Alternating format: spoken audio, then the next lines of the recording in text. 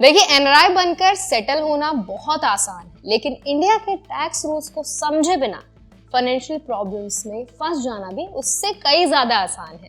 बहुत से एनआरआई, खासकर यूएस में रहने वाले इंडियन प्रोफेशनल्स, कुछ कॉमन गलतियां कर देते हैं, जिससे या तो उनका टैक्स ज्यादा कट जाता है या उन्हें इंडिया और विदेश दोनों जगह टैक्स भरना पड़ जाता है।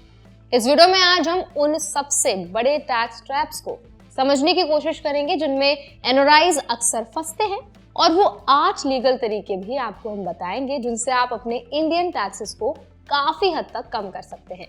साथ ही हम ये भी जानेंगे कि किन छोटी छोटी बातों का ध्यान रखकर एनआरआई अपनी पूरी टैक्स प्लानिंग को सही दिशा में रख सकते हैं। तो चलिए फिर वीडियो को शुरू कर देते हैं। Hi, my name is Varsha Dubey and watching NBT tech care.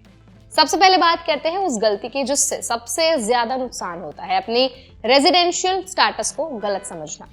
India में आपका टैक्सेशन इस बात से तय होता है कि आप साल में यहाँ कितने दिन रहे, ना कि आपकी सिटीजनशिप क्या है।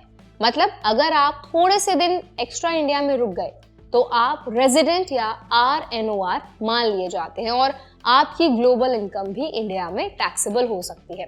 इसीलिए यूएस या किसी भी देश में रहने वाले इंडियन ओरिजिन लोग अपनी इंडिया ट्रिप्स को केयरफुली प्लान करें। हर साल इंडिया में कितने दिन स्पेंड किए, इसकी एग्जैक्ट कैलकुलेशन रखना जरूरी है, वरना अनचाहा टैक्स आपके ऊपर आ सकता है। दूसरा बड़ा ट्रैप है डबल टैक्सेशन। कई एनआरआई एक ही इनकम पर इंडिया और अपने रेजिडेंट कंट्री दोनों जगह टैक्स भर देते हैं, जबकि ऐसा होने से रोकने के लिए DTAA यानी डबल टैक्सेशन अवॉइडेंस एग्रीमेंट बनाया गया है।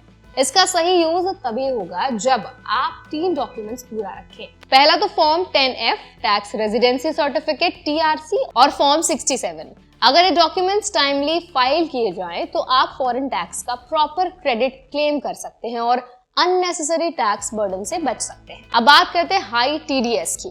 एनआरआई इनकम पर इंडिया में काफी हाई TDS लगता है, रेंट पर 30% तक और कैपिटल गेन्स पर 20 से 30% तक। कई बार एक्चुअल टैक्स लायबिलिटी इससे काफी कम होती है, लेकिन फिर भी TDS ज्यादा कट जाता है। इस समस्या का लीगल समाधान है फॉर्म 13, जिसके जरिए आप सेक्शन 197 के तहत लोअर या नील TDS सर्टिफिकेट ले सकते हैं। इससे आपका TDS आपकी रियल लायबिलिटी के हिसाब से डिडक्ट होगा और ह्यूज रिफंड्स के लिए लंबे समय तक इंतजार नहीं करना पड़ेगा। एक और गलती एनआरआई अक्सर कर देते हैं, इंडिया छोड़ने के बाद भी अपना नॉर्मल सेविंग्स अकाउंट चालू रखना। ये FEMA रूल्स के खिलाफ है। बाहर सेटल होने के बाद आपके सेविंग अकाउंट को कन्वर्ट करके या तो NRE या NRO अकाउंट में बनाना जरूरी है। NRE अकाउंट में आपका फॉरेन इनकम आता है और उस पर मिलने वाला इंटरेस्ट इंडिया में पूरी तरह टैक्स फ्री है।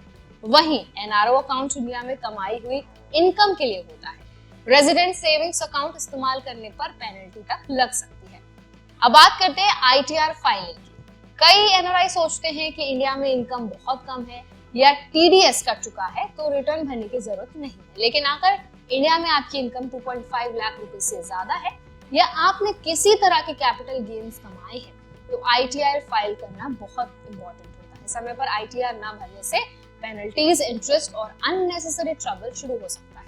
इसीलिए रेगुलर तारीख से पहले ITR जरूर फाइल करें ताकि आपका फाइनेंशियल रिकॉर्ड जो है क्लीन रहे और आपको सभी रिफंड्स भी समय पर मिले। एक और ट्रैप जो काफी रिस्की है, फॉरेन एसेट्स को ITR में रिपोर्ट कर देना। बहुत से एनआरआई गलती से अपने ITR में शेड्यूल FA भर देते हैं, जबकि फॉरेन एसेट्स रिपोर्ट करना सिर्फ इंडियन रेजिडेंट्स के लिए अनिवार्य है। अगर एनआरआई के सेक्शन भर देते हैं तो इससे गलत रेजिडेंसी स्टेटस दिख सकता है और टैक्स डिपार्टमेंट इसका स्क्रूटिनाइज भी इसको कर सकता है। एनआरआईज के लिए ज्यादातर मामलों में ITR 2 सही फॉर्म होता है, तो फॉर्म सिलेक्ट करते समय डिटेल्स को 2 बार चेक करना बहुत जरूरी है। अब बात करते हैं उन 8 चीजों की जिन पर ध्यान देकर एनआरआई लीगल तरीके से अपना टैक्स बचा सकते हैं और पूरी तरह कंप्लाइंट भी रह सकते हैं। सबसे पहले, हर साल अपने रेजिडेंसी डेज एग्जैक्ट कैलकुलेट करें। दूसरा, NRE और NRO अकाउंट्स का सही यूज करें। तीसरा, DTA का पूरा फायदा उठाएं और TRC तथा फॉर्म 67 टाइमली जमा करें। चौथा, अगर आपकी इनकम पर हाई TDS कटने वाला है तो लोअर TDS सर्टिफिकेट के लिए अप्लाई करें। पांचवा, ITR समय पर फाइल करें। छठवां, अपने सभी डॉक्यूमेंट, सर्टिफिकेट्स और प्रूफ्स ऑर्गेनाइज रखें। 7th, कभी भी फॉरेन एसेट्स को आईटीआर में अनजाने में रिपोर्ट ना करें। और 8वां, एनआरआई टैक्सेशन में एक्सपर्ट सीए से टाइम टू टाइम गाइडेंस लें ताकि कोई कंप्लायंस मिस ना हो और आपके टैक्सेस ऑप्टिमाइज हो सके। तो आई होप इस वीडियो में आपको समझ आ गया होगा कि अगर आप एनआरआई हैं और आपको टैक्स किस तरह से अपना बचाना है तो उसके लिए आपको क्या क्या टिप्स हैं वो फॉलो करने हैं, क्या क्या गलतियां हैं जो आपको बिल्कुल भी नहीं करनी है। अगर आपको वीडियो हेल्पफुल लगा हो तो उसको जरूर लाइक करें, शेयर करें। ऐसे और भी अपडेट्स के लिए, वीडियोस के लिए, इन्फॉर्मेशन के लिए हमारा चैनल एनबीडी टेक एड को भी जरूर सब्सक्राइब